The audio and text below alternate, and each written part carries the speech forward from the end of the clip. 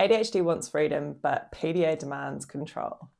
Ever dream of that freedom that only entrepreneurship can bring, only to find yourself in a daily battle with your brain and your to-do list? As part of my journey of building a business as an ADHD and autistic entrepreneur, I'm wanting to share some of the findings I'm having along the way.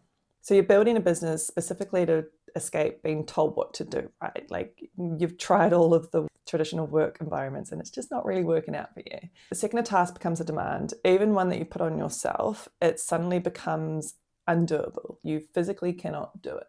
You freeze, you feel like instant resistance, and suddenly you'd literally rather do anything else, like doom scroll on Instagram, because that's way more fun, than the thing you need to do in the business, the one task that is going to be like key to the success, or the domino that starts that falling, right? That isn't moral failing and it's not laziness. It's the internal tug of war that's going on with an ADHD's brain's deep drive for things like novelty, newness, like challenge, urgency, and the nervous system wiring, which is known as pathological demand avoidance, commonly more seen in autistic people, but a lot more studies are showing it's in ADHD too. For PDA, it's the brain's number one job is to like keep you in control. It's to keep you safe. It's to keep you away from any threats. And if you're an entrepreneur like I am, this exact conflict may be what's actually holding you back, and it may be leading to a whole lot of self-sabotage that you don't even realize is happening.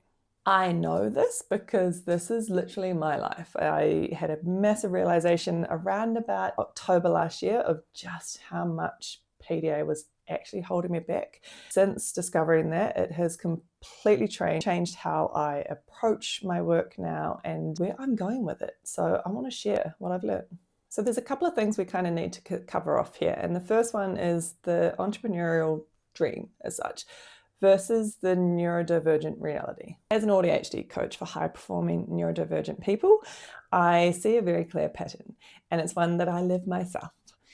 It's a common theme with my clients, whether they are just on the career path, maybe running big teams, big projects, things like that, or they are building their own business. They might be creatives, freelancers, whatever they might be. But there seems to be two very clear paths there. And a lot of us tend to be pulled more towards the entrepreneurship or doing something quite innovative and quite out the gate, because that's how our brains work. We are risk takers. So we are 300 times more likely to become entrepreneurs because we're more prone to take risks, or we tend to, see bigger picture, and pattern recognition is out the gate. So we're really good at kind of spotting the gaps in the market and thinking, I want to do that. We also just hate like office politics and all that sort of stuff. So we tend to go the other way. And like our brains are practically built for it, right? Like we're curious, we are wildly creative, we, maybe honestly a little bit too comfortable with risk. And the hyperactivity, like that just helps us spot those opportunities and say yes. It's the impulsivity, the just making big, bold, gut instinct driven decisions that like other people would probably spend maybe a year trying to get to that point, and we're just like, let's do it. And it's because our brains like run on just that nonstop novelty of the dopamine hits and problem solving that businesses, running a business can do. Like it's a cesspit of dopamine basically. Probably a really bad analogy there. So we build these like amazing businesses to escape the kind of soul crushing boredom of 9 to 5. I know I did. And so we chase a life with no boss, no restrictions, no control. We have that ability to follow our passions, do what we want to do. The only problem is that we get rid of the old boss only to discover that the most demanding, micromanaging, perfectionist boss that we've ever had is us. You know what you need to do. You've got the big plan. You've got the big idea. You've made the list. But when it's time to actually like do the thing, you feel like you're at war with yourself. And this is where demand avoidance enters the chat. Then we come to the next challenge, is that we essentially have two different voices in our head. Or if you're like me and you're autistic as well, you've got three. And on the outside, avoidance from ADHD and avoidance from PDA can look identical.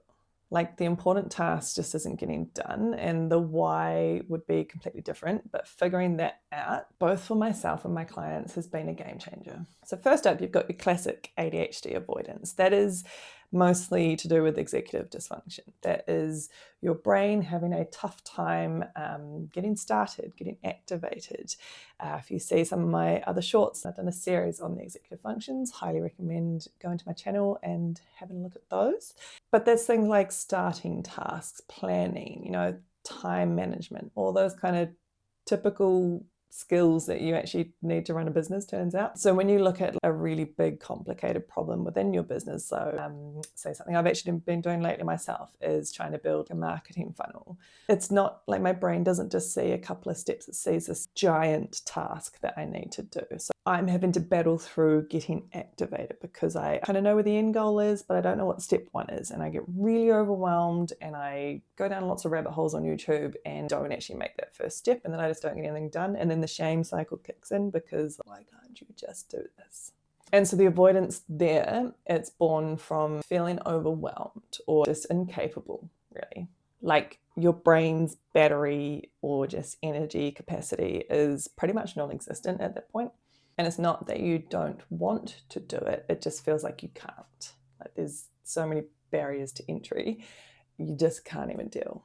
And then we have the other voice, the other driver. So this is the PDA profile. And I love that there's been a bit of a shift in language here around other pathological demand avoidance. It's a pervasive drive for autonomy. And I like that version. And PDA is not about executive function.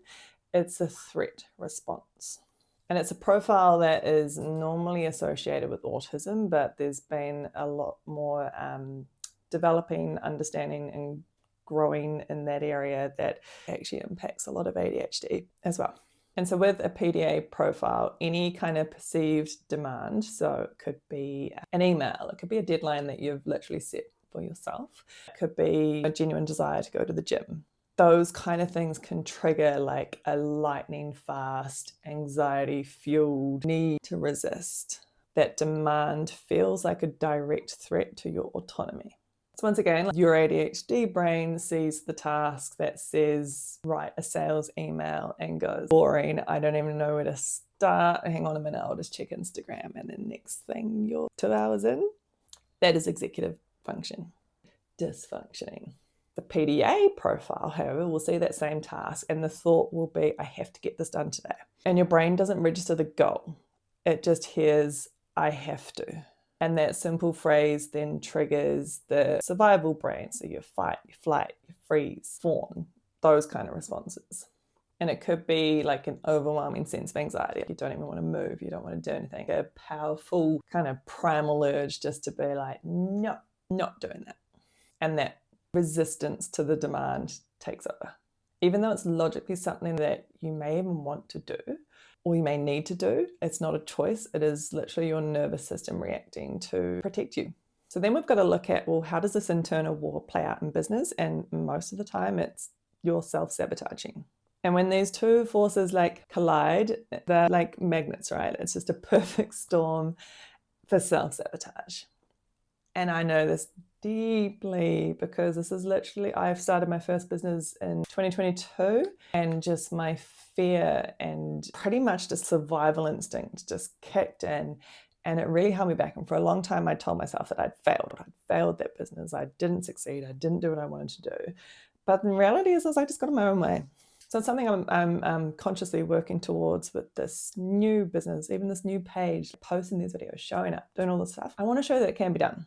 And there's a few different ways that this is showing up, right? So first things first, you have the procrastination paradox. The very task that you were supposed to do that's going to lead you to like the freedom that you want or the dream life that you've put on your vision board. I've literally got vision boards next to me. I'll show them in another video. So things like marketing, classic example, sales, ooh, yuck, outreach, all of those things become the most threatening demands. Even as I said sales, my whole body went, The more important the task, the more pressure you feel and the stronger the PDA resistance gets. So you end up avoiding the exact things that are going to grow your business. Not because you don't want success, but because your nervous system is trying to save you from the threat. So you end up avoiding the exact things that are going to grow your business, not because you don't want success, but because your nervous system is just trying to save you from the threat of the demand. Next up is the systems trap.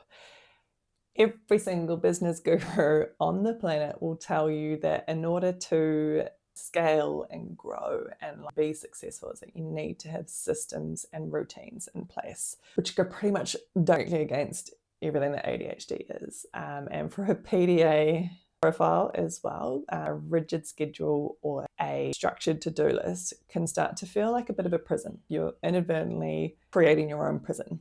And it could be that maybe you spend all weekend planning out the perfect plan and you're feeling so accomplished. You're like, oh my God, I've done it. This is it. This is going to be the one. It's going to be the one that's going to work. And then Monday comes around and your body's just like, I don't want to do that, because suddenly that's a demand. That nice, big, helpful list of things that you put together is suddenly just a pile of demands that you just don't know where to start because you've got the ADHD brain, and then the PDA being like, I don't want to do it. And then what's going on is your nervous system is just like, nope, no, we're not doing that. And the whole system collapses. And then you're left feeling like a failure because you couldn't stick to the plan that you literally made for yourself. It wasn't like somebody else came in and was like, hey, do this. And like, no, you tried to do it yourself. And that's a really weird thing to get your head around. Hang on, why did this seem like a good idea yesterday? And then today I can't think of anything worse. Make it make sense. And this is something I'm actively trying to break for myself right now. I'm a lot better than what I've ever been before, but there's still a bit of work to do. So just want to be honest about that. And then you have the dreaded feedback fear. And anybody with ADHD will be able to tell you about RSD, rejection sensitive dysphoria. And if you don't know what that is, you're about to have your mind blown. So RSD, rejection sensitive dysphoria, is a fear of rejection or criticism that is either real or perceived. Real or perceived. Let that sink in for a minute. And for a lot of people, it could be like a physical sensation. So for me, I would literally feel like I've been stabbed in the heart, kicked in the tummy, like been on a roller coaster, so your tummy flips. It could be skin crawling. Like, you know, there's a lot of resources out there, and I'm going to do a video on it one day. But it's a survival instinct of like, oh, we're being rejected. And it could just be that someone's not replied to your text, or someone's looked you up and down and you've gone, oh my God, they hate me. So when you're looking at a business point of view, if someone's not answered your sales call, if you've spent ages doing an Instagram post and you've put it out there and crickets. Even I had a little moment of it. I posted my first video on YouTube, my first long form, and I posted it, and then I went to bed and I was like, oh my God, I'm going to wake up with like thousands of views, and I think it had 6. Took me a bit to kind of talk myself down from there, because I was like, well, of course, no one knows I'm on there and it's going to take a while to build. But old me would never have even made the video in the first place, so that's a bonus. But I probably would have deleted it, and I haven't. It's still there. Please go watch it. Those kind of things can feel like a full-blown crisis, right? And it's not just a critique of your work or who you are, but it feels like an attack that triggers intense anxiety. And it's like a massive urge to avoid any kind of situation that you are maybe going to get judged again or feel judged, right? So you stop launching, you stop selling, you stop putting things out there, you stop creating, all just to avoid the demand of being perceived. And then finally, this then all spirals into the chaos cycle. I know this one intimately, of like trying to escape crushing anxiety of all these demands. So your brain desperately seeks novelty and distraction. And this could look like starting a new project every week, shiny object syndrome, waking up one day and being like, I'm just going to start a new Instagram page because why not? Or actually it's, 3 o'clock on a Wednesday and I'm going to do a whole rebrand because I'm actually avoiding the task over there that I need to do. And what that does do is it then just creates this constant state of chaos mug, which then cleverly ensures that you never have to face a boring or repetitive or demanding tasks that are needed to build a sustainable business. If this is all feeling painfully familiar, it's because it is a real neurological conflict, right? You're not broken, you're not lazy. It's just standing that there is literally this war going on in your brain's wiring and your nervous system, and understanding your nervous system's need for autonomy is the first step towards having any kind of peace from it, right? And as I'm working through this myself, I've started pulling together the strategies that are actually helping me right now.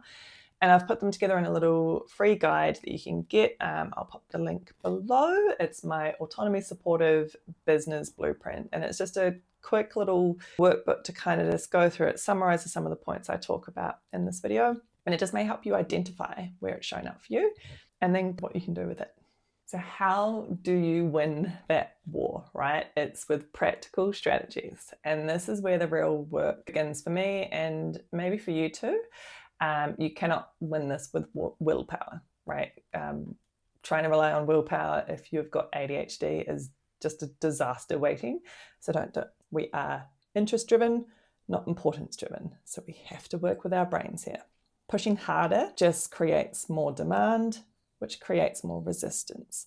The only way forward is to stop fighting, stop trying to fix it, and actually start accommodating it. And it's about creating a business that's going to respect both your ADHD brain's need for novelty and your nervous system's need for autonomy. So here are a few of the small reframes that I have started implementing for myself and for my clients, and it's starting to make a difference. So the first strategy is to reframe everything, right? So the words you use inside your own head matter. Simply changing, I have to finish this proposal to something like, I'm choosing to work on this proposal for an hour, right? Let's say, can be life-changing because words like have to, need to, or should, they are demand words and they are going to trigger your nervous system.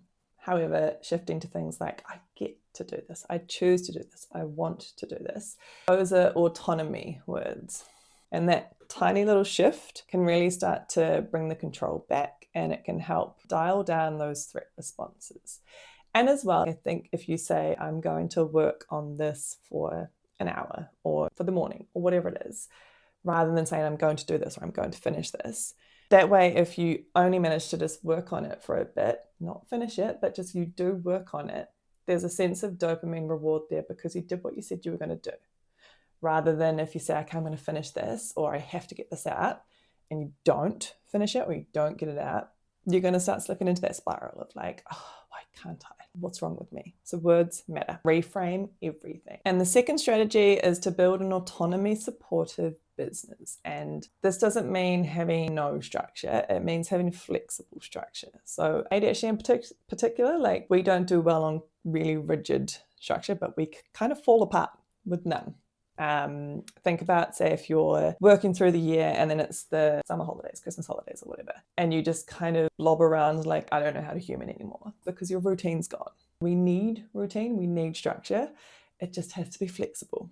So something that I experiment with now is instead of like really rigid time blocking, I do like a could-do list or like a task buffet. Think about it that way. I kind of group categories into what's creative, what's admin, what's really urgent. And then what that does do is it helps work with my energy because with ADHD, we tend to be like 1,000 miles an hour and that's not sustainable, right? So there will be, I call them, I have my beast days and then my slug days. And my beast days, perhaps I'm having a really productive, oh my God, I'm on fire kind of week. I know now that there will be a crash.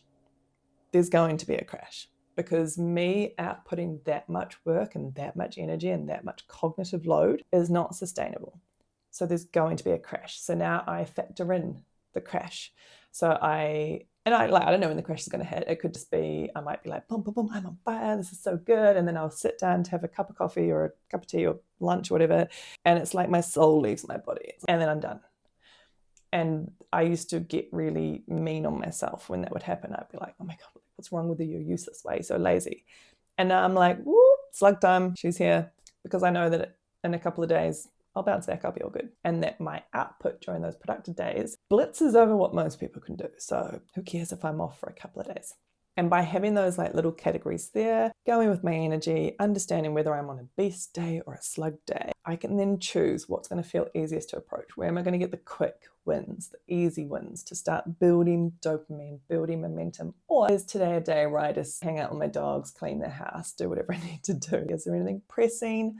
No. Can it wait? Probably. And by giving your brain those options, kind of tricks it into thinking that it's still in charge, because it is. Third strategy here is to focus on the process, not perfection. And this is going to be really hard for anyone who's got ADHD, because we tend to be crippling, debilitating perfectionists. And again, that comes back to RSD, our fear of being judged, our fear of being criticized, means we are raging perfectionists. So when we look at the process rather than perfection, could be things like, oh, I need to land 3 clients. Reframing that, well, hang on a minute, my goal isn't to get 3 clients, it's to make 10 connections or send 5 outreach emails, like breaking it down into something just a bit less pressure, something a bit more smaller and easier rather than that big goal. Okay, I can do the small thing. And again, because when you do the small thing, you get the little dopamine tick and your body's like, oh, that feels good. And then it builds that momentum. Lowering the stakes, it's going to dodge that perfectionism and make that simple task a doable action rather than like high pressure performance that you have to be on your top game for. The fourth strategy is to use external tools, but keep a choice there. And what I mean by that is that our ADHD brains love external support. So for me, it could be visual timers, fidget toys. I have post-it notes all over the place. I have multiple journals and books. I've got whiteboards. I've got calendars. I've got phone reminders, calendar apps, like notifications coming out the wazoo. And for a long time, I used to feel really bad about it. That it's like, oh, yeah, nobody else needs this. No, but I do. And that's okay, because that's how my brain works. The difference being though is that you've got to watch out that it's like in a PDA friendly way. So it could be like having an accountability partner. So I currently have a standing body doubling session that I do twice a week. And I will be like, oh, I think I'm going to work on this for the next hour. And most of the time I end up working on something completely different. But that's okay, because it's still me sitting there and doing deep focus work for that bit. And I know some people love using project management software and things like that. And I've tried that sort of stuff in the past, but what tends to happen is you just get overwhelmed by the demands of the little notification, like this task was due yesterday, this was due tomorrow. Stop it. So you start ignoring just all of them. So like maybe if there's a way that you can tailor it to be like, well, actually there's a list of things I'm going to choose from today, rather than having those reminders in your face. And by using all those little techniques or means or whichever way works for you, it's about supporting your executive function while preserving your autonomy. And the fifth strategy, and this one's probably the hardest to get your head around, schedule do nothing time. Proper do nothing time. Your nervous system needs to come down from that high alert, always been on edge, right? And I think one of the biggest things that gets forgotten about with ADHD is our desperate need for rest. Like I mentioned earlier, like we can go a million miles an hour and it's really hard to maintain and sustain. That takes a lot of effort, a lot of cognitive load. So we need to rest, and it's okay that we rest. And rest could look very different for a lot of people. Sometimes for me, like I said, if I'm on a slug day, rest is a Netflix binge. Oh my God, are you fucking serious? There was just the biggest fly in this room. He's gone now, so that's good. And when you have this scheduled do nothing time, it's important to just literally have no expectations. You don't even expect to relax properly. Like it's not, oh, well, it's downtime. I need to, unwind and an Epsom salt bath with candles and stuff like that. No, if that's not how you relax, then don't do it. If relaxing for you looks like getting out in the garden, maybe you're an active rester, maybe it's art, drawing, right? It's just something that's going to help calm the brain down and switch you off from work as well. So try not to do work in those times and just be free to do whatever's going to pop up in that moment and have no judgment about it, because you've allowed for that time. And what that's going to help to do is going to help prevent that really slow buildup of stress, which can lead to burnout or a major avoidance spiral. So you're just factoring that in, letting yourself rest, letting yourself recover.